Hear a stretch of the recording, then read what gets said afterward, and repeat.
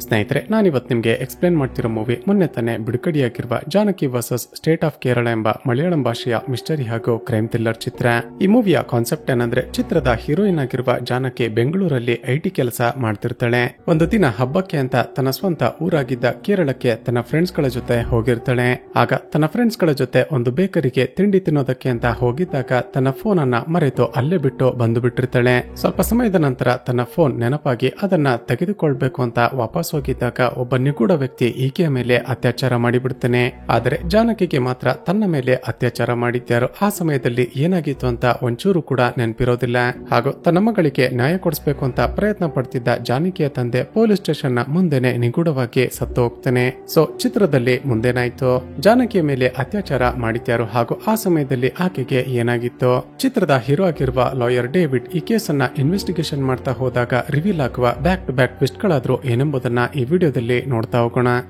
ಚಿತ್ರದ ಮೊದಲ ಸೀನ್ನಲ್ಲಿ ಕೇರಳದಲ್ಲೇ ತುಂಬಾನೇ ಫೇಮಸ್ ಹಾಗೂ ಹಾನೆಸ್ಟ್ ಲಾಯರ್ ಆಗಿರುವ ಚಿತ್ರದ ಹೀರೋ ಡೇವಿಡ್ ನನ್ನ ನೋಡ್ತೀವಿ. ಡೇವಿಡ್ ಯಾರಿಗೂ ಹೆದರದೆ, ಯಾರ ಇನ್ಫ್ಲೂಯೆನ್ಸ್ಗೂ ಒಳಗಾಗದೆ ಅಪರಾಧಿಗಳಿಗೆ ಶಿಕ್ಷೆ ಕೊಡಿಸುವ ಕೆಲಸವನ್ನ ಮಾಡ್ತಿರ್ತಾನೆ. ಸದ್ಯ ಡೇವಿಡ್ ಕೇರಳದಲ್ಲೇ ತುಂಬಾನೇ ಸೆನ್ಸಿಟಿವ್ ಕೇಸ್ ಒಂದನ್ನ ಇನ್ವೆಸ್ಟಿಗೇಟ್ ಮಾಡ್ತಿರ್ತಾನೆ. ಅಷ್ಟಕ್ಕೂ ಕೇಸ್ ಏನಂದ್ರೆ, ಫ್ರಾನ್ಸಿಸ್ ಎಂಬ ಒಬ್ಬ ಪೊಲಿಟಿಷಿಯನ್ ಚರ್ಚ್ ನಲ್ಲಿ ಕೆಲಸ ಮಾಡ್ತಿದ್ದ ಒಬ್ಬಳು ನನ್ನ ಮೇಲೆ ಅತ್ಯಾಚಾರ ಮಾಡಿರ್ತಾನೆ. ಫ್ರಾನ್ಸಿಸ್ ಒಬ್ಬ ಪೊಲಿಟಿಷಿಯನ್ ಆಗಿದ್ದ ಕಾರಣ ಅವನಿಗೆ ಎಲ್ಲ ಕಡೆಯಿಂದ ಸಪೋರ್ಟ್ ಹಾಗೂ ಇನ್ಫ್ಲೂಯೆನ್ಸ್ ಇರುತ್ತೆ. ಡೇವಿಡ್ ಈ ಕೇಸ್ ಟೇಕಪ್ ಮಾಡಬಾರ್ದು ಅಂತ ಎಲ್ಲ ಕಡೆಯಿಂದ ಪ್ರೆಷರ್ ಕ್ರಿಯೇಟ್ ಮಾಡಿಸ್ತಿರ್ತಾನೆ. ಆದ್ರೆ ಡೇವಿಡ್ ಮಾತ್ರ ಯಾವುದಕ್ಕೂ ಹೆದರದೆ ಆ ಪೊಲಿಟಿಷಿಯನ್ ಗೆ ಶಿಕ್ಷೆ ಕೊಡಿಸಲೇಬೇಕು ಅಂತ ಆ ಕೇಸ್ ಅನ್ನ ಟೇಕಪ್ ಮಾಡ್ತಾನೆ. ಮರುದಿನ ಬೆಳಿಗ್ಗೆ ಡೇವಿಡ್ ಆ ಕೇಸ್ ಡೀಟೇಲ್ಸ್ ಇರುವ ಫೈಲ್ ಅನ್ನ ಇಸ್ಕೋಬೇಕು ಅಂತ ಪೊಲೀಸ್ ಸ್ಟೇಷನ್ ಗೆ ಹೋಗಿರ್ತಾನೆ. ಡೇವಿಡ್ ಪೊಲೀಸ್ ಸ್ಟೇಷನ್ ಗೆ ಬರ್ತಿದ್ದಾನೆ ಅಂತ ಗೊತ್ತಾಗ್ತಿದ್ದ ಹಾಗೆ ಫ್ರಾನ್ಸಿಸ್ ನ ಪಾರ್ಟಿ ಮೆಂಬರ್ ಗಳು ಅಲ್ಲಿಗೆ ಬಂದು ಗಲಾಟೆ ಮಾಡೋದಕ್ಕೆ ಶುರು ಮಾಡ್ತಾರೆ. ಅಲ್ಲಿ ಸೇರಿದ ಜನಗಳು ಗೋ ಬ್ಯಾಕ್ ಡೇವಿಡ್ ಅಂತ ಘೋಷಣೆ ಕೂಗ್ತಾ ಗಲಾಟೆ ಮಾಡೋದಕ್ಕೆ ಶುರು ಮಾಡ್ತಾರೆ. ಅದೇ ಸಮಯಕ್ಕೆ ಒಬ್ಬ ವ್ಯಕ್ತಿ ಪೊಲೀಸ್ ಸ್ಟೇಷನ್ ಗೆ ಕಂಪ್ಲೇಂಟ್ ಕೊಡಬೇಕು ಅಂತ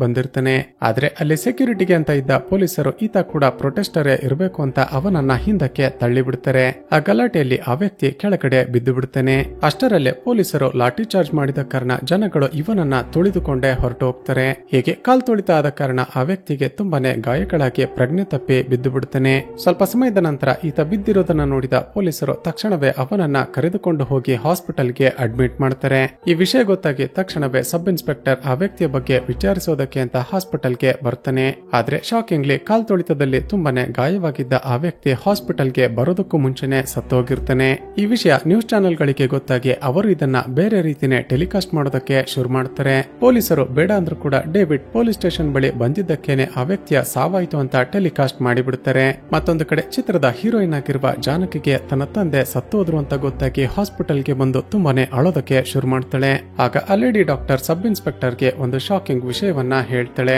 ಸರ್, ಒಂದು ದಿನ ರಾತ್ರಿ ಜಾನಕಿ ತುಂಬಾನೇ ಗಾಯಗೊಂಡು ಹಾಸ್ಪಿಟಲ್ಗೆ ಅಡ್ಮಿಟ್ ಆಗಿದ್ಲು. ಏನಾಗಿದೆ ಅಂತ ಚೆಕ್ ಮಾಡಿದಾಗ ಶಾಕಿಂಗ್ಲಿ ಈಕೆ ಮೇಲೆ ಅತ್ಯಾಚಾರ ಆಗಿತ್ತು.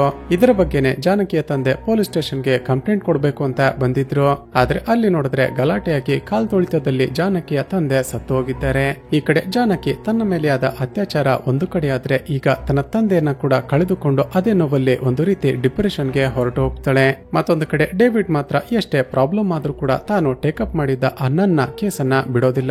ಆ ಪೊಲಿಟಿಷಿಯನ್ ಫ್ರಾನ್ಸಿಸ್ ನ ವಿರುದ್ಧ ಎಲ್ಲ ಸಾಕ್ಷಿಗಳನ್ನ ಕಲೆಕ್ಟ್ ಮಾಡೋದಕ್ಕೆ ಶುರು ಮಾಡ್ತಾನೆ. ಆದ್ರೆ ಪೊಲೀಸ್ ಸ್ಟೇಷನ್ ಬಳಿ ಜಾನಕಿಯ ತಂದೆ ಸತ್ತಿದ್ದ ಕಾರಣ ಈ ಕೇಸ್ ಹೈಲೈಟ್ ಆಗಿ ನನ್ನ ಕೇಸ್ ಸೈಡ್ ಲೈನ್ ಆಗುತ್ತೆ. ಇಲ್ಲಿಗೆ ಸೀನ್ ಕಟ್ ಆಗಿ ನಂತರದ ಸೀನ್ ನಲ್ಲಿ ಪೊಲೀಸರು ಜಾನಕಿ ಹಾಗೂ ಆಕೆಯ ಫ್ರೆಂಡ್ಸ್ ಗಳನ್ನ ಇನ್ವೆಸ್ಟಿಗೇಟ್ ಮಾಡೋದಕ್ಕೆ ಶುರು ಮಾಡ್ತಾರೆ. ಇವರ ಮಾತುಗಳಿಂದ ನಮ್ಗೆ ಗೊತ್ತಾಗೋದೇನಂದ್ರೆ, ಜಾನಕಿ ಹಾಗೂ ಆಕೆಯ ಫ್ರೆಂಡ್ಸ್ ಗಳು ಕೇರಳದಲ್ಲಿ ಎಜುಕೇಶನ್ ಮುಗಿಸಿದ ನಂತರ ಬೆಂಗಳೂರಿಗೆ ಕೆಲಸಕ್ಕೆ ಅಂತ ಹೋಗಿರ್ತಾರೆ. ಮೂವರಿಗೂ ಒಂದೇ ಕಂಪನಿಯಲ್ಲಿ ಐಟಿ ಜಾಬ್ ಸಿಕ್ಕಿರುತ್ತೆ. ಹೀಗೆ ಮೂವರು ಬೆಂಗಳೂರಲ್ಲಿ ಕೆಲಸ ಮಾಡ್ತಾ ಪಾರ್ಟಿ ಪಬ್ ಅಂತ ಚೆನ್ನಾಗಿ ಎಂಜಾಯ್ ಮಾಡ್ತಿರ್ತಾರೆ. ದಿನಗಳು ಕಳೆದಂತೆ ಜಾನಕಿ ಅದೇ ಕಂಪನಿಯಲ್ಲಿ ಕೆಲಸ ಮಾಡ್ತಿದ್ದ ತನ್ನ ಟೀಮ್ ಲೀಡರ್ ಆಗಿದ್ದ ವೆಂಕಟ್ ಎಂಬಾತನನ್ನ ಇಷ್ಟಪಡೋದಕ್ಕೆ ಶುರು ಮಾಡ್ತಾಳೆ. ಹೀಗಿರುವಾಗ್ಲೇ ಒಂದು ದಿನ ಊರಲ್ಲಿ ಹಬ್ಬ ಇತ್ತು ಅಂತ ಜಾನಕಿ ತನ್ನ ಫ್ರೆಂಡ್ಸ್ ಗಳ ಜೊತೆ ಕೇರಳಕ್ಕೆ ವಾಪಸ್ ಬಂದಿರ್ತಾಳೆ. ಆಗ ಅಲ್ಲೇ ಇದ್ದ ಒಂದು ಬೇಕರಿಗೆ ಜ್ಯೂಸ್ ಕುಡಿಯೋದಕ್ಕೆ ಅಂತ ಹೋಗಿರ್ತಾರೆ. ಆದ್ರೆ ಇವರಿಗೆ ಕೊಟ್ಟಿದ್ದ ಜ್ಯೂಸ್ ನಲ್ಲಿ ಸಕ್ಕರೆ ಕಡಿಮೆ ಇದೆ ಅಂತ ಬೇಕರಿ ಓನರ್ಗೆ ಕಂಪ್ಲೇಂಟ್ ಮಾಡ್ತಾಳೆ. ಆದರೆ ಕುಡಿದ ನಶೆಯಲ್ಲಿದ್ದ ಆ ಬೇಕರಿಯ ಓನರ್ ಟೋನಿ ಈಕೆ ಜೊತೆ ಮಿಸ್ಬಿಹೇವ್ ಮಾಡೋದಕ್ಕೆ ಶುರು ಮಾಡ್ತಾನೆ. ಈಕೆ ಕೈಯಲ್ಲಿದ್ದ ಜ್ಯೂಸ್ ಅನ್ನ ಈಸ್ಕೊಂಡು ತಾನು ಕುಡಿದು ನಗುತ್ತಾ, ಮೇಡಮ್ ಜ್ಯೂಸ್ ಚೆನ್ನಾಗೇ ಇದೆಯಲ್ಲ, ಈಗ ಟ್ರೈ ಮಾಡಿ, ನಾನು ಕುಡಿದ ನಂತರ ಮೋಸ್ಟ್ಲಿ ಜ್ಯೂಸ್ ಸ್ವೀಟ್ ಆಗಿರ್ಬೇಕು ಅಂತ ವಿಚಿತ್ರವಾಗಿ ನಗ್ತಾನೆ. ಅದೇ ಸಮಯಕ್ಕೆ ಅಲ್ಲಿಗೆ ಬಂದ ಟೋನಿಯ ಫ್ರೆಂಡ್ಸ್ ಗಳು ಈ ಮೂವರಿಗೆ ಮತ್ತಷ್ಟು ರ್ಯಾಕ್ ಮಾಡಿ ಅವರ ಜೊತೆ ಫ್ಲರ್ಟ್ ಮಾಡೋದಕ್ಕೆ ಟ್ರೈ ಮಾಡ್ತಾರೆ. ಇದರಿಂದಾಗಿ ಹೆದರಿಕೊಂಡ ಜಾನಕಿ ಹಾಗೂ ಆಕೆ ಫ್ರೆಂಡ್ಸ್ ಗಳು ತಕ್ಷಣವೇ ಅಲ್ಲಿಂದ ಹೊರಟು ಬಂದಿರ್ತಾರೆ. ಈಗ ಪ್ರೆಸೆಂಟ್ ನಲ್ಲಿ ಅದಾದ ನಂತರವೇ ನನ್ನ ಮೇಲೆ ಅತ್ಯಾಚಾರ ಆಯ್ತು ಅಂತ ಜಾನಕಿ ತುಂಬಾನೇ ಅಳುತ್ತಾ ಪೊಲೀಸರಿಗೆ ಕಂಪ್ಲೇಂಟ್ ಕೊಡ್ತಾಳೆ. ಅದೇ ಸಮಯಕ್ಕೆ ಮತ್ತೊಂದು ಕಡೆ ಜಾನಕಿಯ ತಂದೆಯನ್ನ ಒಬ್ಬ ಪೊಲೀಸ್ ಕಾನ್ಸ್ಟೇಬಲ್ ಹಿಂದಕ್ಕೆ ತಳ್ಳಿದ್ದ ಅಲ್ವಾ, ಅವನ ಹೆಸರು ಫಿರೋಜ್ ಅಂತ. ಈ ಫಿರೋಜ್ ಜಾನಕಿಯ ತಂದೆಯನ್ನ ಹಿಂದಕ್ಕೆ ತಳ್ಳಿದ್ದಕ್ಕೇನೆ ಅವರು ಕೆಳಗಡೆ ಬಿದ್ದು ಸತ್ತು ಹೋದ್ರು ಅಂತ ಇವನನ್ನ ಡಿಪಾರ್ಟ್ಮೆಂಟ್ ನಿಂದ ಸಸ್ಪೆಂಡ್ ಮಾಡಿಬಿಡ್ತಾರೆ. ಮತ್ತೊಂದು ಕಡೆ ಪೊಲೀಸರು ಆ ಬೇಕರಿಯ ಓನರ್ ಆಗಿರುವ ಟೋನಿ ಹಾಗೂ ಅವನ ಫ್ರೆಂಡ್ಸ್ ಗಳನ್ನ ಎಳೆದುಕೊಂಡು ಬಂದು ಸರಿಯಾಗಿ ಹೊಡಿತಿರ್ತಾರೆ. ಪೊಲೀಸರು ಎಷ್ಟೇ ಹೊಡೆದ್ರು ಕೂಡ ಟೋನಿ ಮಾತ್ರ, ಸರ್ ನಾನು ನಿಜವಾಗಿಯೂ ಜಾನಕಿ ಮೇಲೆ ಅತ್ಯಾಚಾರ ಮಾಡಿಲ್ಲ. ಆ ದಿನ ರಾತ್ರಿ ಕುಡಿದ ನಶೆಯಲ್ಲಿ ನಾನು ಹಾಗೂ ನನ್ನ ಫ್ರೆಂಡ್ಸ್ ಗಳು ಸೇರಿ ಅವರಿಗೆ ರ್ಯಾಗ್ ಮಾಡಿದ್ದು ನಿಜಾನೇ. ಆದ್ರೆ ಆ ಮೂವರು ನಮ್ಮ ಬೇಕರಿಯಿಂದ ಹೋದ ನಂತರ ಸುಮಾರು 10 ಗಂಟೆಗೆ ನಾನು ಬೇಕರಿಯನ್ನ ಕ್ಲೋಸ್ ಮಾಡಿಕೊಂಡು ಮನೆಗೆ ಹೊರಟು ಹೋದೆ. ಈಗ ಪೊಲೀಸರು ಮತ್ತೆ ಜಾನಕಿ ಬಳಿ ಬಂದು ಆ ದಿನ ಏನ್ ನಡೀತು ಅಂತ ಮತ್ತಷ್ಟು ಡೀಟೇಲ್ ಆಗಿ ಕೇಳ್ತಾರೆ. ಆ ದಿನ ನಡೆದದ್ದೇನೋ ಅಂತ ಜಾನಕಿ ಮತ್ತೆ ಫ್ಲಾಶ್ ಬ್ಯಾಕ್ ಹೇಳೋದಕ್ಕೆ ಶುರು ಮಾಡ್ತಾಳೆ. ಆ ದಿನ ಬೇಕರಿಯಿಂದ ಬಂದ ನಂತರ ಜಾನಕಿಯ ಇಬ್ಬರು ಫ್ರೆಂಡ್ಸ್ ಗಳು ಕೂಡ ಬಸ್ ಹತ್ತಿ ಬೆಂಗಳೂರಿಗೆ ಹೊರಟೋಗಿರ್ತಾರೆ. ನಂತರ ಜಾನಕಿ ತನ್ನ ತಂದೆಗೆ ಕಾಲ್ ಮಾಡ್ಬೇಕು ಅಂತ ಮೊಬೈಲ್ ಹುಡುಕಿದ್ರೆ ತನ್ನ ಮೊಬೈಲ್ ಮಿಸ್ ಆಗಿದೆ ಅಂತ ಗೊತ್ತಾಗುತ್ತೆ. ತನ್ನ ಮೊಬೈಲ್ ಅನ್ನ ಎಲ್ಲಿಟ್ಟೆ ಅಂತ ನೆನಪಿಸಿಕೊಂಡಾಗ ಬೇಕರಿಗೆ ಹೋಗಿದ್ದಾಗ ತನ್ನ ಮೊಬೈಲ್ ಅನ್ನ ಟೇಬಲ್ ನ ಮೇಲೆ ಇಟ್ಟಿದ್ದು ನೆನಪಾಗುತ್ತೆ. ತಕ್ಷಣವೇ ಆ ಬೇಕರಿಯ ಬಳಿಗೆ ಹೋಗ್ತಾಳೆ. ಆಗ ಆ ಬೇಕರಿಯ ಶಟರ್ ಅರ್ಧ ಕ್ಲೋಸ್ ಆಗಿರುತ್ತೆ. ಕ್ಲೋಸಿಂಗ್ ಟೈಮ್ ಆಗಿದ್ದ ಕಾರಣ ಬೇಕರಿಯ ಒಳಗಡೆ ಯಾರು ಕೂಡ ಇರೋದಿಲ್ಲ. ಜಾನಕಿ ತನ್ನ ಮೊಬೈಲ್ ಅನ್ನ ತೆಗೆದುಕೊಂಡು ಇನ್ನೇನೋ ಹೊರಗಡೆ ಬರಬೇಕು ಅನ್ನೋಷ್ಟರಲ್ಲಿ ಹಿಂದಿನಿಂದ ಬಂದ ಯಾರೋ ಈಕೆಗೆ ಕ್ಲೋರೋಫಾರ್ಮ್ ಹಾಕಿ ಬಿಡ್ತಾರೆ. ಅದನ್ನ ಸ್ಮೆಲ್ ಮಾಡ್ತಿದ್ದ ಹಾಗೇನೆ ಜಾನಕಿ ಪ್ರಜ್ಞೆ ತಪ್ಪಿ ಕೆಳಗಡೆ ಬಿದ್ದು ಬಿಡ್ತಾಳೆ. ನಂತರ ಆ ವ್ಯಕ್ತಿ ಜಾನಕಿ ಮೇಲೆ ಅತ್ಯಾಚಾರ ಮಾಡಿ ಆಕೆಯನ್ನ ಗಾಡಿ ಸಮೇತ ಊರಿನ ಹೊರಗಡೆ ತಂದು ಎಸೆದು ಹೊರಟೋಗಿರ್ತಾನೆ. ಸ್ವಲ್ಪ ಸಮಯದ ನಂತರ ಜಾನಕಿಗೆ ಪ್ರಜ್ಞೆ ಬಂದಾಗ ತನ್ನ ಮೇಲೆ ಅತ್ಯಾಚಾರ ಆಗಿದೆ ಅಂತ ಗೊತ್ತಾಗುತ್ತೆ. ತಕ್ಷಣವೇ ಗಾಡಿ ಸ್ಟಾರ್ಟ್ ಮಾಡ್ಕೊಂಡು ಮನೆಗೆ ಬಂದು ನಡೆದ ಎಲ್ಲವನ್ನ ತನ್ನ ತಂದೆ ಬಳಿ ಹೇಳಿಕೊಳ್ತಾಳೆ. ತಕ್ಷಣ ಇವಳ ತಂದೆ ಇದರ ಬಗ್ಗೆ ಕಂಪ್ಲೇಂಟ್ ಕೊಡೋದಕ್ಕೆ ಅಂತ ಪೊಲೀಸ್ ಸ್ಟೇಷನ್ಗೆ ಹೋಗಿದ್ದಾಗಲೇ ಕಾಲ್ ತುಳಿತಾಗಿ ಸತ್ತೋಗಿರ್ತಾನೆ. ತಕ್ಷಣವೇ ಪೊಲೀಸರು ಎಫ್ಐಆರ್ ಅನ್ನ ರಿಜಿಸ್ಟರ್ ಮಾಡಿ ಆ ಬೇಕರಿಯ ಒಳಗಡೆ ಹೋಗಿ ಚೆಕ್ ಮಾಡ್ತಾರೆ. ಆಗ ಪೊಲೀಸರ ಟೀಮ್ಗೆ ಒಂದು ರುಮಾಲು ಹಾಗೂ ಅದಕ್ಕೆ ಹಾಕಿದ್ದ ಕ್ಲೋರೋಫಾರ್ಮ್ ಪೌಡರ್ ಕೂಡ ಸಿಗುತ್ತೆ. ಇಲ್ಲಿಗೆ ಸೀನ್ ಕಟ್ ಆಗಿ 2 ದಿನಗಳ ನಂತರ ಈ ಕೇಸ್ ಈಗ ಕೋರ್ಟ್ಗೆ ಟ್ರಯಲ್ಗೆ ಬಂದಿರುತ್ತೆ.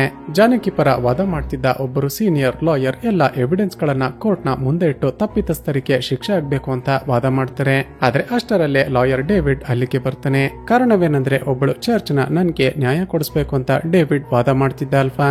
ಜಾನಕಿಯ ಕೇಸ್ ತುಂಬಾನೇ ಹೈಲೈಟ್ ಆಗಿದ್ದ ಕಾರಣ ಈತ ವಾದ ಮಾಡ್ತಿದ್ದ ಆ ಚರ್ಚ್ ನ ನನ್ನ ಕೇಸ್ ಸೈಡ್ ಲೈನ್ ಆಗಿರುತ್ತೆ. ಜೊತೆಗೆ ಆ ಬೇಕರಿಯ ಓನರ್ ಆಗಿರುವ ಟೋನಿ ಇವನ ರಿಲೇಟಿವ್ ಆಗಿರ್ತಾನೆ. ಈ ಜಾನಕಿಯ ಕೇಸ್ ಬೇಗ ಇತ್ಯರ್ಥ ಆದ್ರೆ ತಾನು ವಾದ ಮಾಡ್ತಿರುವ ಆ ಚರ್ಚ್ ನ ನನ್ನ ಕೇಸ್ ಹಿಯರಿಂಗ್ ಗೆ ಬರುತ್ತೆ ಅಂತ ಒಂದು ಐಡಿಯಾ ಮಾಡ್ತಾನೆ. ಟೋನಿಯ ಪರವಾಗಿ ಅಂದ್ರೆ ಜಾನಕಿಯ ವಿರುದ್ಧ ಡೇವಿಡ್ ವಾದ ಮಾಡೋದಕ್ಕೆ ಶುರು ಮಾಡ್ತಾನೆ. ಡೇವಿಡ್ ತನ್ನ ಆರ್ಗ್ಯುಮೆಂಟ್ ಅನ್ನ ಸ್ಟಾರ್ಟ್ ಮಾಡಿ, ಯುವರ್ ಆನರ್, ಜಾನಕಿಯ ದಿನ ಜ್ಯೂಸ್ ಕುಡಿದು ಹೋದ ನಂತರ ಮತ್ತೆ ವಾಪಸ್ ಆ ಬೇಕರಿಯ ಬಳಿ ಬಂದೇ ಇಲ್ಲ. ಅಷ್ಟಕ್ಕೂ ಆ ದಿನ ಜಾನಕಿ ತನ್ನ ಫೋನ್ ಅನ್ನ ಮಿಸ್ ಮಾಡಿರಲಿಲ್ಲ ಅಂತ ಒಂದು ಸಿಸಿಟಿವಿ ಕ್ಯಾಮ್ರಾದ ಫುಟೇಜ್ ಅನ್ನ ತೋರಿಸ್ತಾನೆ. ಆ ಫುಟೇಜ್ ನಲ್ಲಿ ಏನಿರುತ್ತೆ ಅಂದ್ರೆ ಜಾನಕಿ ಸುಮಾರು ರಾತ್ರಿ 9:45ಕ್ಕೆ ತನ್ನ ಫ್ರೆಂಡ್ಸ್ ಗಳ ಜೊತೆ ಬೇಕರಿಗೆ ಜ್ಯೂಸ್ ಕುಡಿಯೋದಕ್ಕೆ ಅಂತ ಬಂದಿರ್ತಾಳೆ. ಇವರು ಜ್ಯೂಸ್ ಕುಡಿದು ಹೋದ ನಂತರ ಟೋನಿ 10 ಗಂಟೆ ಸುಮಾರಿಗೆ ಶಟರ್ ಅನ್ನ ಕ್ಲೋಸ್ ಮಾಡ್ಕೊಂಡು ಹೊರಟೋಗಿರ್ತಾನೆ. ಅದಾದ ನಂತರ ಜಾನಕಿ ಬೇಕರಿ ಬಳಿ ಬಂದಿರುವ ಯಾವುದೇ ರೆಕಾರ್ಡೇ ಇರೋದಿಲ್ಲ. ಮುಂದುವರೆದು ಯುವರ್ ಆನರ್, ಜಾನಕಿ ಈ ರೀತಿ ಸುಳ್ಳು ಆಪಾದನೆ ಮಾಡೋದಕ್ಕೂ ಕೂಡ ಒಂದು ಕಾರಣ ಇದೆ. ಬೆಂಗಳೂರಲ್ಲಿ ಕೆಲಸ ಮಾಡ್ತಿರುವ ಜಾನಕಿ ತನ್ನ ಟೀಮ್ ಲೀಡರ್ ಆಗಿರುವ ವೆಂಕಟೆಮ್ಮತನನ್ನ ಲವ್ ಮಾಡ್ತಿದ್ದಾಳೆ. ಅವನ ಜೊತೆ ಫಿಸಿಕಲಿ ಇಂಟಿಮೇಟ್ ಆಗಿದ್ದ ಕಾರಣ ಈಕೆ ಮೋಸ್ಟ್ಲಿ ಪ್ರೆಗ್ನೆಂಟ್ ಆಗಿದ್ದಾಳೆ ಅಂತ ಅನಿಸ್ತಿದೆ.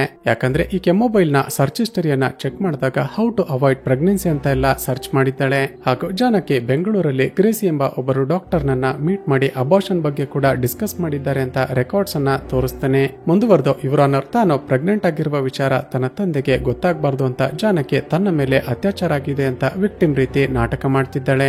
ಆಗ ಜಡ್ಜ್ ಕೇಳ್ತಾರೆ, ನಿಮ್ಮ ಪ್ರಕಾರ ಜಾನಕಿ ಮೇಲೆ ಅತ್ಯಾಚಾರ ಆಗಿಲ್ಲ ಅನ್ನೋದಾದ್ರೆ ಆಕೆ ಮೈ ಮೇಲೆ ಗಾಯಗಳು ಯಾಕಾಗಿದೆ ಅಂತ.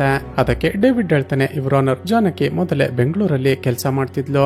ಈಕೆ ಫ್ರೆಂಡ್ಸ್ ಗಳನ್ನ ವಿಚಾರಿಸಿದಾಗ ಗೊತ್ತಾಯ್ತು ಈಕೆ ಹಾಗೂ ಈಕೆ ಫ್ರೆಂಡ್ಸ್ ಗಳು ಸೇರಿ ಯಾವಾಗ್ಲೂ ಪಾರ್ಟಿ ಪಬ್ಬು ಅಂತ ಎಂಜಾಯ್ ಮಾಡ್ತಿದ್ರಂತೆ. ಮೋಸ್ಟ್ಲಿ ಕುಡಿದ ನಶೆಯಲ್ಲಿ ಈಕೆ ಎಲ್ಲೋ ಬಿದ್ದಿರ್ತಾಳೆ. ಆದ್ರೆ ಅದೇ ಗಾಯಗಳನ್ನ ತೋರಿಸಿ ತನ್ನ ಮೇಲೆ ಅತ್ಯಾಚಾರ ಆಗಿದೆ ಅಂತ ಈ ಕೇಸನ್ನ ಡೈವರ್ಟ್ ಮಾಡೋದಕ್ಕೆ ಟ್ರೈ ಮಾಡ್ತಿದ್ದಾಳೆ ಅಂತ ವಾದ ಮಾಡ್ತಾನೆ. ಈ ಡೇವಿಡ್ ನ ಮಾತುಗಳನ್ನ ಕೇಳಿದ ಜಾನಕಿಗೆ ತುಂಬಾನೇ ದುಃಖ ಆಗುತ್ತೆ. ಯುವರ್ ಆನರ್, ನಾನು ಸುಳ್ಳು ಹೇಳ್ತಿಲ್ಲ, ನನ್ನ ಮೇಲೆ ಅತ್ಯಾಚಾರ ಆಗಿರೋದು ನಿಜಾನೇ. ನನ್ನ ಮಾತನ್ನ ನಂಬಿ ಅಂತ ಹೇಳ್ತಿರುವಾಗ್ಲೇ ಪ್ರಜ್ಞೆ ತಪ್ಪಿ ಕಟಕಟೆಯಲ್ಲೇ ಬಿದ್ದು ಬಿಡ್ತಾಳೆ. ಅಲ್ಲಿದ್ದ ಪೊಲೀಸರು ತಕ್ಷಣವೇ ಜಾನಕಿಯನ್ನ ಕರೆದುಕೊಂಡು ಹೋಗಿ ಹಾಸ್ಪಿಟಲ್ಗೆ ಅಡ್ಮಿಟ್ ಮಾಡ್ತಾರೆ. ಈ ಕಡೆ ನೋಡಿದ್ರೆ ಜಾನಕಿಯ ಮೇಲೆ ಅತ್ಯಾಚಾರ ಆಗಿದೆ ಅನ್ನೋದಕ್ಕೆ ಸರಿಯಾದ ಸಾಕ್ಷಿಗಳಿಲ್ಲ ಅಂತ ಜಡ್ಜ್ ಆಕೆ ಕೇಸನ್ನ ಡಿಸ್ಮಿಸ್ ಮಾಡಿಬಿಡ್ತಾರೆ. ಕೋರ್ಟ್ ನ ಜಡ್ಜ್ಮೆಂಟ್ ಗೊತ್ತಾಗ್ತಿದ್ದ ಹಾಗೆ ಜಾನಕಿಗೆ ಮತ್ತಷ್ಟು ದುಃಖ ಆಗುತ್ತೆ. ಕೋರ್ಟ್ ನಲ್ಲೂ ಕೂಡ ತನಗೆ ನ್ಯಾಯ ಸಿಗ್ಲಿ ಸಿಗ್ಲಿಲ್ವಲ್ಲ ಅಂತ ಒಂದು ರೀತಿ ಡಿಪ್ರೆಷನ್ಗೆ ಹೊರಟು ಹೋಗ್ತಾಳೆ. ಈ ಕಡೆ ಡೇವಿಡ್ ಚರ್ಚ್ ನ ನನ್ಗೆ ನ್ಯಾಯ ಕೊಡಿಸ್ಬೇಕು ಅಂತ ಆಕೆ ಕೇಸನ್ನ ವಾದ ಮಾಡೋದಕ್ಕೆ ಶುರು ಮಾಡ್ತಾನೆ. ಇಲ್ಲಿಗೆ ಸೀನ್ ಕಟ್ಟಾಗಿ ಕೆಲವು ದಿನಗಳ ನಂತರ ಆ ಕಾನ್ಸ್ಟೇಬಲ್ ಫಿರೋಜ್ ಜಾನಕಿಯ ಬಳಿಗೆ ಬರ್ತಾನೆ. ಜಾನಕಿಯ ಬಳಿ ಸಾರಿ ಕೇಳ್ತಾ, ಮೇಡಮ್ ಆ ದಿನ ನಾನು ನಿಮ್ಮ ತಂದೆಯನ್ನ ಬೇಕು ಅಂತ ಹಿಂದಕ್ಕೆ ತಳ್ಳಲಿಲ್ಲ. ಅವತ್ತು ಪೊಲೀಸ್ ಸ್ಟೇಷನ್ ನ ಮುಂದೆ ತುಂಬಾ ಜನ ಬಂದು ಗಲಾಟೆ ಮಾಡ್ತಿದ್ರು. ನಿಮ್ಮ ತಂದೆ ಕೂಡ ಗಲಾಟೆ ಮಾಡೋದಕ್ಕೇನೆ ಬಂದಿದ್ದಾರೆ ಅಂದುಕೊಂಡು ಅವರನ್ನ ಸ್ವಲ್ಪ ಹಿಂದಕ್ಕೆ ತಳ್ಳಿದೆ ಅಷ್ಟೇ. ಆದ್ರೆ ಅವರು ಕಾಲು ಜಾರಿ ಕೆಳಗಡೆ ಬಿದ್ದು ಕಾಲ್ ತುಳಿತದಲ್ಲಿ ಸತ್ತು ಹೋದ್ರು. ನಿಮ್ಮ ತಂದೆಯವರ ಪ್ರಾಣವನ್ನ ವಾಪಸ್ ತಂದು ಕೊಡೋದಕ್ಕೆ ನನ್ನ ಕೈಲಿ ಸಾಧ್ಯ ಆಗೋದಿಲ್ಲ. ಆದ್ರೆ ನಿಮ್ಮ ಮೇಲೆ ಆಗಿರುವ ಅನ್ಯಾಯಕ್ಕೆ ನ್ಯಾಯ ಕೊಡಿಸೋದಕ್ಕೆ ನನ್ನ ಕೈಲಾದಷ್ಟು ಸಹಾಯ ಮಾಡ್ತೀನಿ. ಆ ದಿನ ನೀವು ಬೇಕರಿ ಬಳಿ ಹೋದಾಗ ಏನಾಗಿತ್ತು ಅಂತ ಮೊದಲಿನಿಂದ ಎಲ್ಲವನ್ನ ಕೇಳಿಸಿಕೊಳ್ತೇನೆ. ನಂತರ ಆ ಬೇಕರಿಯ ಬಳಿಗೆ ಹೋಗಿ ಸುತ್ತಮುತ್ತಲಿನ ಜನಗಳನ್ನ ವಿಚಾರಿಸ್ತಾನೆ. ಅಂದ್ರೆ ಆ ಬೇಕರಿಯಲ್ಲಿ ಯಾರು ಹುಡುಗಿಯರಿಗೆ ತೊಂದರೆ ಕೊಡುವ ಕ್ಯಾರೆಕ್ಟರ್ ನ ಹುಡುಗರಿದ್ದಾರೆ ಅಂತ. ಆದ್ರೆ ಸುತ್ತಮುತ್ತಲಿನ ಜನಗಳೆಲ್ಲ ಟೋನಿ ಬಗ್ಗೆ ಒಳ್ಳೆ ಒಪಿನಿಯನ್ ಅನ್ನೇ ಕೊಡ್ತಾರೆ. ಇದಾದ ನಂತರ ಫಿರೋಜ್ ಜಾನಕಿ ಪ್ರೀತಿ ಮಾಡ್ತಿರುವ ಆ ವೆಂಕಟ್ನನ್ನ ಮೀಟ್ ಮಾಡ್ಬೇಕು ಅಂತ ಬೆಂಗಳೂರಿಗೆ ಬರ್ತಾನೆ. ಸ್ನೇಹಿತರೆ, ಇಲ್ಲಿ ಗೊತ್ತಾಗುವ ಮತ್ತೊಂದು ವಿಷಯವೇನೆಂದ್ರೆ ಜಾನಕಿಗೆ ಅಷ್ಟೆಲ್ಲ ತೊಂದರೆ ಆಗಿದ್ರು ಕೂಡ ವೆಂಕಟ್ ಒಂದು ಬಾರಿ ಕೂಡ ಆಕೆಯನ್ನ ಮೀಟ್ ಮಾಡಿರೋದಿಲ್ಲ. ವಿಚಾರಿಸಿದಾಗ ವೆಂಕಟ್ ಹೇಳೋದೇನೆಂದ್ರೆ, ಸರ್ ನನ್ನ ಕಂಪನಿಯಲ್ಲಿ ನನಗೆ ಅಮೆರಿಕಾಗೆ ಟ್ರಾನ್ಸ್ಫರ್ ಆಗಿದೆ.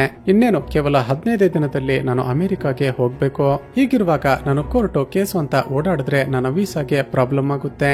ಇದೇ ಕಾರಣಕ್ಕೆ ನಾನು ಜಾನಕಿಯನ್ನ ಮೀಟ್ ಮಾಡೋದಾಗ್ಲಿ ಮಾತನಾಡೋದಾಗ್ಲಿ ಮಾಡಿಲ್ಲ. ಸರ್ ನೀವೇ ಹೇಗಾದ್ರೂ ಮಾಡಿ ಜಾನಕಿಗೆ ನ್ಯಾಯ ಕೊಡಿಸಿ ಅಂತ ಹೇಳಿ ತನ್ನ ಮನೆಗೆ ಹೊರಟು ಹೋಗ್ತಾನೆ.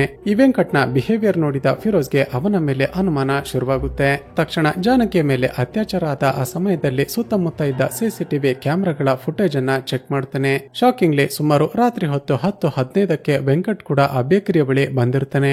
ಈ ವಿಷಯ ಗೊತ್ತಾಗ್ತಿದ್ದ ಹಾಗೆ ತಕ್ಷಣವೇ ಫಿರೋಜ್ ತನ್ನ ಫ್ರೆಂಡ್ ಅನ್ನ ಕರೆದುಕೊಂಡು ಮತ್ತೆ ಬೆಂಗಳೂರಿಗೆ ಬರ್ತಾನೆ. ಆದ್ರೆ ಈ ಬಾರಿ ಫಿರೋಜ್ ನನ್ನ ನೋಡ್ತಿದ್ದ ಹಾಗೇನೆ ವೆಂಕಟ್ ತಪ್ಪಿಸಿಕೊಂಡು ಓಡೋದಕ್ಕೆ ಶುರು ಮಾಡ್ತಾನೆ. ಕಡೆಗೂ ಫಿರೋಜ್ ವೆಂಕಟ್ ನನ್ನ ಹಿಡಿದು ಅವನಿಗೆ ಸರಿಯಾಗಿ ಹೊಡೆದು ಒಂದು ರೂಮ್ ನಲ್ಲಿ ಕೂಡಿ ಹಾಕ್ತಾನೆ. ಸ್ವಲ್ಪ ಸಮಯದ ನಂತರ ಅಲ್ಲಿಗೆ ಜಾನಕಿ ಹಾಗೂ ಆಕೆಯ ಫ್ರೆಂಡ್ಸ್ ಗಳು ಕೂಡ ಬರ್ತಾರೆ. ಜಾನಕಿ, ನಿನ್ನ ಈ ಪರಿಸ್ಥಿತಿಗೆ ಈ ವೆಂಕಟ್ ಕೂಡ ಕಾರಣ ಅಂತ ಫಿರೋಜ್ ಹೇಳ್ತಾನೆ. ಜಾನಕಿಗೆ ಕೋಪ ಬಂದು ಅವನ ಕಪಾಳಕ್ಕೆ ಹೊಡೆದು, ನನ್ನ ಜೀವನದಲ್ಲಿ ಯಾಕೆ ಈ ರೀತಿ ಆಟ ಆಡ್ದೆ? ನಾನು ನಿನ್ನನ್ನ ಪ್ರಾಣಕ್ಕಿಂತ ಹೆಚ್ಚಾಗಿ ಪ್ರೀತಿ ಮಾಡ್ತಿದ್ನಲ್ಲ ಅಂತ ಕೂಗಾಡ್ತಾಳೆ. ಇಲ್ಲಿಗೆ ಸೀನ್ ಕಟ್ಟಾಗಿ ಮರುದಿನ ಬೆಳಿಗ್ಗೆ ಜಾನಕಿ ಫಿರೋಜ್ನ ಜೊತೆ ಮತ್ತೆ ಕೇರಳಕ್ಕೆ ವಾಪಸ್ ಬರ್ತಾಳೆ. ಲೋಕಲ್ ಪೊಲೀಸ್ ಸ್ಟೇಷನ್ಗೆ ಹೋಗಿ, ಸರ್ ನನಗೀಗ ಎವಿಡೆನ್ಸ್ ಗಳು ಸಿಕ್ಕಿದೆ, ನನ್ನ ಕೇಸನ್ನ ಮತ್ತೆ ರೀಓಪನ್ ಮಾಡಿ ಅಂತ ರಿಕ್ವೆಸ್ಟ್ ಮಾಡ್ತಾಳೆ. ಆದ್ರೆ ಮೊದಲೇ ಆರೋಗ್ಯಂಟ್ ಆಗಿದ್ದ ಆ ಸಬ್ ಇನ್ಸ್ಪೆಕ್ಟರ್ ಫಿರೋಜ್ ನನ್ನ ನೋಡಿ ನಗುತ್ತಾ, ಏನಮ್ಮ ನಿನ್ನ ಕೇಸ್ ಆಗ್ಲೇ ಕೋರ್ಟ್ ನಲ್ಲಿ ಡಿಸೈಡ್ ಆಯ್ತಲ್ವಾ? ಈ ಸಸ್ಪೆಂಡ್ ಆಗಿರುವ ಕಾನ್ಸ್ಟೇಬಲ್ ಫಿರೋಜ್ ನನ್ನ ಕರೆದುಕೊಂಡು ನ್ಯಾಯ ಸಿಗುತ್ತೆ ಅಂತ ಓಡಾಡ್ತಿದ್ಯಾ? ನೀನು ಅತ್ಯಾಚಾರ ಆಗಿದೆ ಅಂತ ನಾಟಕ ಮಾಡಿದ್ದು ಇಡೀ ಕೇರಳದ ಜನಗಳಿಗೆಲ್ಲ ಗೊತ್ತಿದೆ. ಕೇಸನ್ನ ರೀಓಪನ್ ಮಾಡೋದಕ್ಕೆ ಸಾಧ್ಯ ಇಲ್ಲ, ಇಲ್ಲಿಂದ ಹೊರಟೋಗಿ ಅಂತ ಬೈದು ಬಿಡ್ತಾನೆ. ಇದರಿಂದಾಗಿ ಜಾನಕಿಗೆ ತುಂಬಾನೇ ಬೇಜಾರಾಗಿ ಅಳುತ್ತಾ ಪೊಲೀಸ್ ಸ್ಟೇಷನ್ ಇಂದ ಹೊರಗಡೆ ಬರ್ತಾಳೆ. ಅದೇ ಸಮಯಕ್ಕೆ ಡೇವಿಡ್ ಯಾವುದೋ ಕೆಲಸದ ಮೇಲೆ ಅದೇ ಪೊಲೀಸ್ ಸ್ಟೇಷನ್ಗೆ ಬಂದಿರ್ತಾನೆ. ಜಾನಕಿ ಅಳುತ್ತಾ ಹೊರಗಡೆ ಹೋಗ್ತಿರೋದನ್ನ ನೋಡಿ ಒಳಗಡೆ ಬಂದು ಏನಾಯ್ತು ಅಂತ ವಿಚಾರಿಸ್ತಾನೆ. ಆಗ ಆ ಸಬ್ ಇನ್ಸ್ಪೆಕ್ಟರ್ ಜಾನಕಿ ಹಾಗೂ ಫಿರೋಜ್ ಏನಕ್ಕೆ ಬಂದಿದ್ರು ಅಂತ ಎಕ್ಸ್ಪ್ಲೇನ್ ಮಾಡ್ತಾನೆ. ಇದನ್ನ ಕೇಳಿದ ಡೇವಿಡ್ಗೆ ಆ ದಿನ ಕೋರ್ಟ್ ನಲ್ಲಿ ನಡೆದ ಫ್ಲಾಶ್ ಬ್ಯಾಕ್ ನೆನಪಾಗುತ್ತೆ. ಜಾನಕಿ ತುಂಬಾನೇ ಅಳುತ್ತಾ ನನ್ನ ಮೇಲೆ ನಿಜವಾಗಿಯೂ ಅತ್ಯಾಚಾರ ಆಗಿದೆ ಅಂತ ಪದೇ ಪದೇ ಹೇಳ್ತಾ ಇದ್ದಿದ್ದು ನೆನಪಾಗುತ್ತೆ. ಒಂದು ವೇಳೆ ಜಾನಕಿಯ ಮೇಲೆ ಅತ್ಯಾಚಾರ ಆಗಿರೋದು ನಿಜ ಇರಬಹುದಾ? ನಾನೇ ಮತ್ತೊಂದು ಕೇಸ್ನ ಅರ್ಜೆಂಟ್ ನಲ್ಲಿ ಜಾನಕಿ ವಿರುದ್ಧ ವಾದ ಮಾಡಿಬಿಟ್ನಲ್ಲ ಅಂತ ತಲೆ ಕೆಡುತ್ತೆ.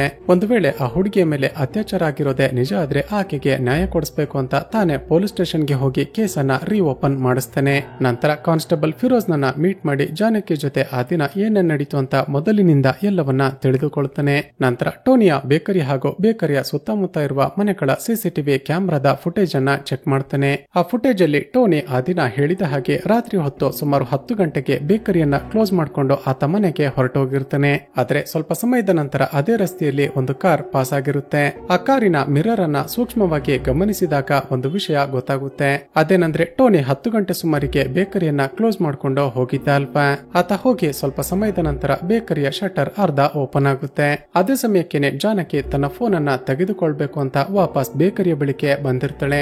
ಇದನ್ನ ನೋಡಿದ ಡೇವಿಡ್ಗೆ ಒಂದೇ ಸಾರಿ ಶಾಕ್ ಆಗಿ ಬಿಡುತ್ತೆ. ಹಾಗಾದ್ರೆ ಆ ದಿನ ತಾನು ಕೋರ್ಟ್ಗೆ ತೋರಿಸಿದ್ದ ಆ ಸಿಸಿಟಿವಿ ಫುಟೇಜ್ ಆಲ್ಟರ್ ಆಗಿತ್ತು ಅಂತ ಗೊತ್ತಾಗುತ್ತೆ. ಎಂತ ಕೆಲಸ ಆಗಿ ಹೋಯ್ತು, ಆ ಹುಡುಗಿಗೆ ನಾನೇ ಅನ್ಯಾಯ ಮಾಡಿಬಿಟ್ನಲ್ಲ ಅಂತ ಡೇವಿಡ್ಗೆ ತುಂಬಾನೇ ಬೇಜಾರಾಗುತ್ತೆ.